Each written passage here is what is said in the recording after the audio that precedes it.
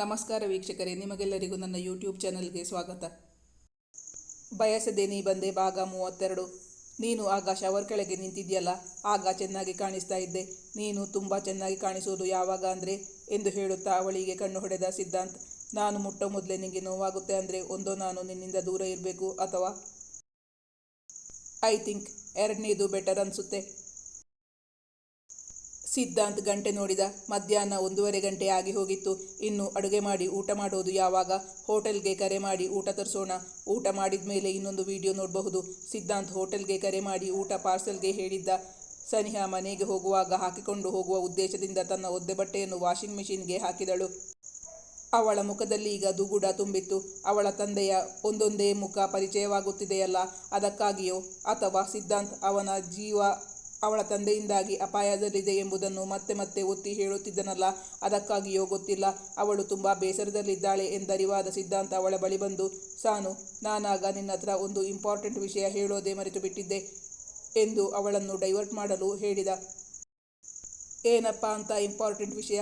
ಅದು ಆಗ ಮರೆತು ಈಗ ಹೇಳಲೇಬೇಕಾದಂಥ ವಿಷಯ ಎಂದು ಕೇಳಿದ ಅವಳ ಕಿವಿಯಲ್ಲಿ ಪಿಸುಗುಟ್ಟಿದ ಸಿದ್ಧಾಂತ್. ನೀನು ಆಗ ಶವರ್ ಕೆಳಗೆ ನಿಂತಿದ್ಯಲ್ಲ, ಆಗ ಚೆನ್ನಾಗಿ ಕಾಣಿಸ್ತಾ ಇದ್ದೆ. ಅದಕ್ಕಿಂತಲೂ ತುಂಬ ಚೆನ್ನಾಗಿ ಕಾಣಿಸೋದು ಯಾವಾಗ ಅಂದರೆ ಆಮೇಲೆ ನೀನು ಕಾಣಿಸಿಕೊಂಡ್ಯಲ್ಲ ಆಗ ಎಂದು ಹೇಳುತ್ತಾ ಅವಳಿಗೆ ಕಣ್ಣು ಹೊಡೆದ ಸಿದ್ಧಾಂತ್.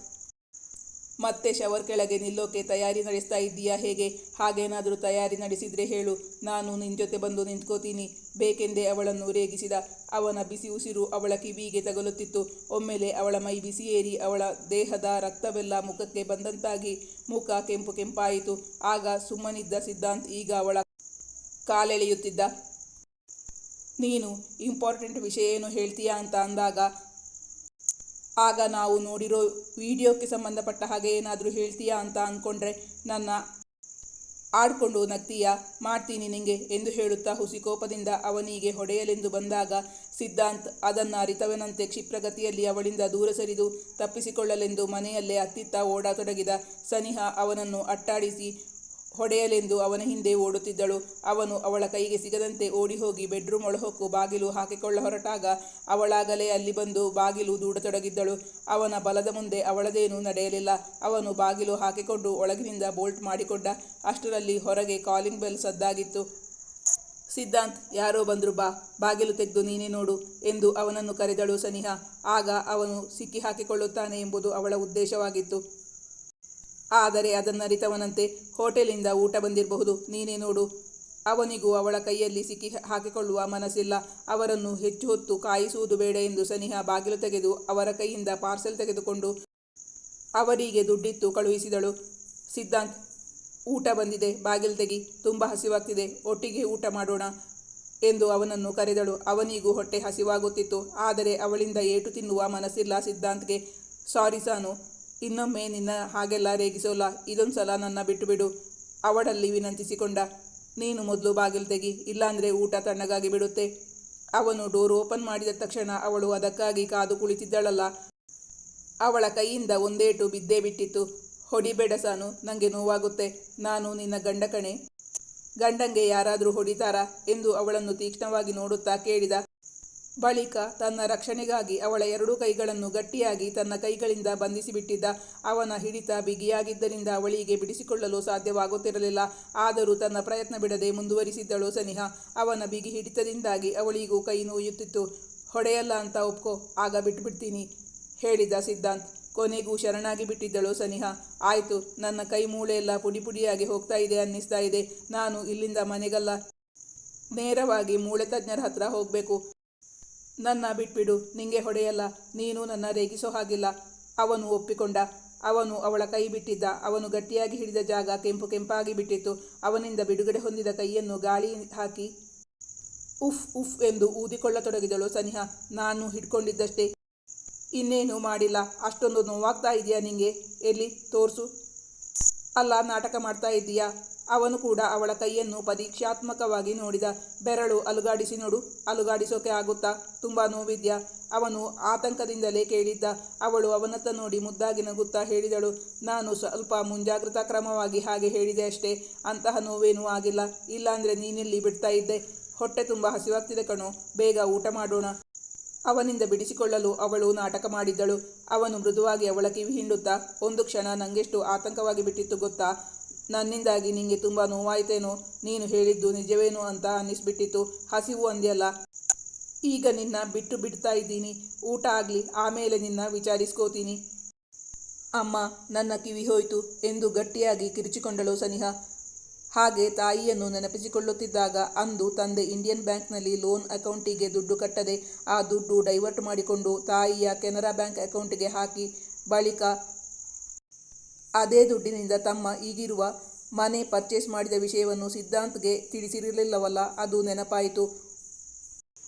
ಒಮ್ಮೆ ಕಿರುಚಿದ ಬಳಿಕ ಮತ್ತೆ ಮೌನವಾಗಿರುವ ಸನಿಹಾಳನ್ನೇ ನೋಡುತ್ತಾ ಸಿದ್ಧಾಂತ್ ಹೇಳಿದ, ನಾನು ಮುಟ್ಟೋ ಮೊದಲೇ ನಿಂಗೆ ನೋವಾಗುತ್ತೆ ಅಂದರೆ ಒಂದೋ ನಾನು ನಿನ್ನಿಂದ ದೂರ ಇರಬೇಕು, ಇಲ್ಲಾಂದರೆ ನೀನು ಕಿರುಚಿ ಎಷ್ಟು ಗಲಾಟೆ ಮಾಡಿದ್ರು ನೀನು ಸುಮ್ಮನೆ ಹೇಳ್ತಾ ಇದ್ದಿ ಅಂತ ನನ್ನ ಕೆಲಸ ಮುಂದುವರಿಸ್ಕೊಂಡು ಹೋಗಬೇಕು. ಐ ಥಿಂಕ್ ಎರಡನೇದು ಬೆಟರ್ ಅಂತ ಅನ್ನಿಸ್ತಾ ಇದೆ. ಅವಳನ್ನು ಕೀಟಲೆ ಮಾಡುತ್ತಾ ಅವಳು ನೋವಾಗುತ್ತಿದೆ ಎಂದರೂ ಬಿಡುವುದಿಲ್ಲ ಎಂಬರ್ಥದಲ್ಲಿ ಹೇಳಿದ್ದ ಸಿದ್ಧಾಂತ್. ಅದೇಕೋ ಗೊತ್ತಿಲ್ಲ, ಅವಳನ್ನು ರೇಗಿಸಿ ಅವಳನ್ನು ಕೀಟಲೆ ಮಾಡುವುದೆಂದರೆ ಅವನಿಗೆ ಎಲ್ಲಿಲ್ಲದ ಖುಷಿಯಾಗುತ್ತಿತ್ತು.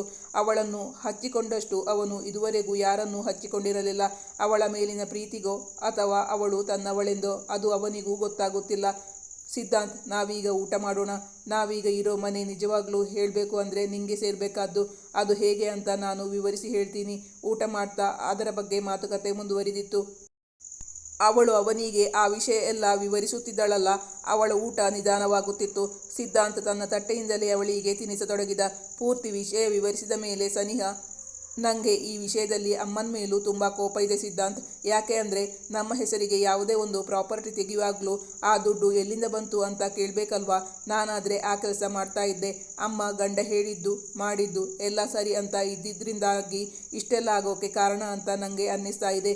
ಅಟ್ಲೀಸ್ಟ್ ಮನೆ ಕೊಂಡುಕೊಳ್ಳುವಾಗ ಈ ದುಡ್ಡು ಎಲ್ಲಿಂದ ಬಂತು ಅಂತ ತಿಳಿಯೋಕೆ ಹೋಗಿದ್ರೆ ಅವರಿಗೆ ಆಗಲೇ ಅರ್ಥ ಆಗ್ತಾ ಇತ್ತು. ಆ ಸಂದರ್ಭದಲ್ಲಿ ಅಮ್ಮ ಆದರೂ ಅಪ್ಪನ್ನ ವಿರೋಧಿಸಬೇಕಾಗಿತ್ತು. ನಿಂಗೆ ಏನನ್ಸುತ್ತೆ? ಅವನಲ್ಲಿ ಕೇಳಿದಳು ಸನಿಹಾ. ಹೇಳೋದು ಸುಲಭ ಸಾನು. ಆಗ ಅವರ ಪರಿಸ್ಥಿತಿ ಹೇಗಿತ್ತು? ಅವರಿಗೆ ಸ್ವಂತ ಸಂಪಾದನೆ ಇರಲಿಲ್ಲ ಅಲ್ವಾ? ಅವರು ತಮ್ಮ ಗಂಡನನ್ನೇ ಡಿಪೆಂಡ್ ಆಗಿದ್ರಲ್ಲ. ಒಂದು ವೇಳೆ ಗಂಡನ್ನ ಎದುರು ಹಾಕ್ಕೊಂಡ್ರು ಅಂತ ಇಟ್ಕೋ, ತವರು ಮನೆಯಲ್ಲಿ ಸಪೋರ್ಟ್ ಇಲ್ಲದೆ ಇದ್ದರೆ ನೀವಿಬ್ಬರು ಮಕ್ಕಳನ್ನು ಕರ್ಕೊಂಡು ಅವರು ಏನು ಮಾಡಬೇಕಾಗಿತ್ತು? ಇದೆಲ್ಲ ಕಾರಣಗಳಿಂದಾಗಿ ನಿಮ್ಮಮ್ಮ ರಾಜಶೇಖರ್ ಅವರನ್ನ ಎದುರು ಹಾಕ್ಕೊಳ್ಳದೆ ಇದ್ದಿದ್ದೇನೋ? ಒಂದು ವೇಳೆ ಅವರು ಎದುರು ಹಾಕ್ಕೊಂಡಿದ್ರೆ ರಾಜಶೇಖರ್ ಸುಮ್ಮನೆ ಬಿಡ್ತಾ ಇದ್ರು ಅಂತ ನಂಗಂತೂ ಅನ್ನಿಸ್ತಾ ಇಲ್ಲ. ಅದೇ ಕಾರಣಕ್ಕಾಗಿ ಅವರು ಹಾಗೆ ಇದ್ರೇನೋ? ಸಿದ್ಧಾಂತ್ ಇನ್ನೊಂದು ದಿಕ್ಕಿನಲ್ಲಿ ಯೋಚಿಸುತ್ತಿದ್ದ. ಸಿದ್ಧಾಂತ್, ಇದೇ ಕಾರಣಕ್ಕೆ ನೀನು ನನಗೆ ತುಂಬ ಇಷ್ಟ ಆಗ್ತಾ ಇರೋದು. ನಿಂಗೆ ಮೋಸ ಮಾಡಿದ್ರು ನಮ್ಮ ಅಮ್ಮನ ಬಗ್ಗೆ ಯೋಚನೆ ಮಾಡಿದ್ಯಲ್ಲ. ನಾನಂತೂ ನನ್ನ ಜೀವದ ಕೊನೆ ಉಸಿರಿರೋವರೆಗೂ ನಿನ್ನ ಜೊತೆನೇ ಬದುಕೋದು.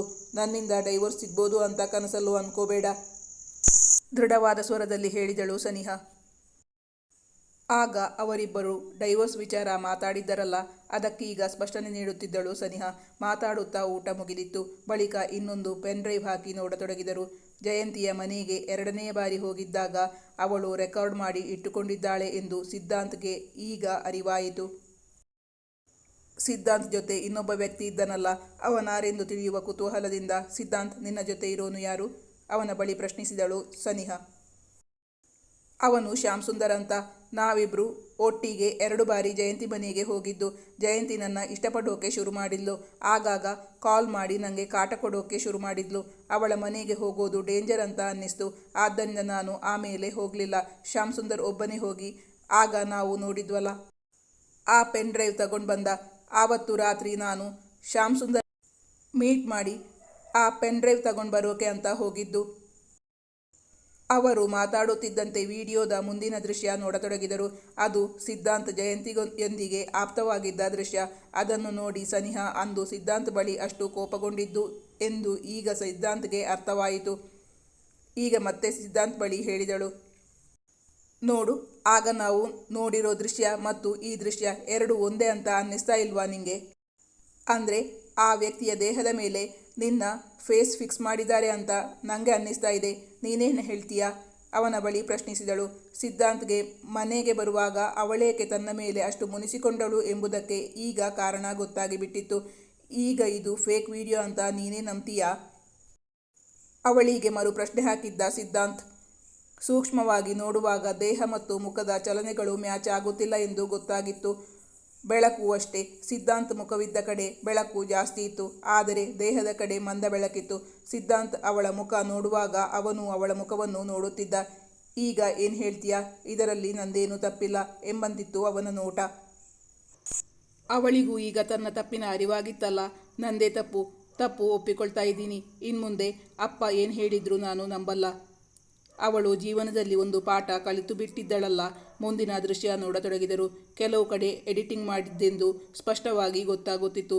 ಈ ವಿಷಯದಲ್ಲಂತೂ ಸಿದ್ಧಾಂತದ್ದು ಏನೂ ತಪ್ಪಿಲ್ಲ ಎಂದು ಗೊತ್ತಾಗುತ್ತಲೇ ಇಬ್ಬರೂ ನಿರಾಳರಾಗಿ ಬಿಟ್ಟಿದ್ದರು. ಸನಿಹಾ ಅಲ್ಲಿಗೆ ಬಂದು ತುಂಬ ಹೊತ್ತಾಗಿತ್ತಲ್ಲ, ಇನ್ನು ನೋಡೋದೇನೂ ಇಲ್ಲ, ನಾನು ಮನೆಗೆ ಹೊರಡ್ತೀನಿ. ಅವಳು ಹೊರಡುವ ಆತುರ ತೋರಿಸಿದಳು. ಅಷ್ಟು ಸುಲಭವಾಗಿ ನಿನ್ನ ಇವತ್ತು ಬಿಟ್ಬಿಡ್ತೀನಿ ಅಂತ ಅಂದ್ಕೊಂಡ್ಯಾ? ನನಗೆ ಇವತ್ತು ತುಂಬ ಸಿಟ್ಟು ಬರಿಸಿಬಿಟ್ಟಿದ್ದೀಯಾ. ಆಗ ನನ್ನ ಮೇಲೆ ಹತ್ತಿ ಹಾರ್ತಾ ಇದ್ದೆ. ನಿನ್ನ ಸರಿಯಾಗಿ ವಿಚಾರಿಸ್ಕೊಂಡ್ಮೇಲೆ ಇವತ್ತು ನಿಂಗೆ ಇಲ್ಲಿಂದ ಬಿಡುಗಡೆ. ಸಿದ್ಧಾಂತ್ಗೆ ಅವಳನ್ನಲ್ಲಿಂದ ಕಳಿಸುವ ಮನಸ್ಸಿಲ್ಲ. ಆದರೆ ಸನಿಹಾಗೆ ಮನೆಗೆ ಹೋಗೋ ಆತುರ.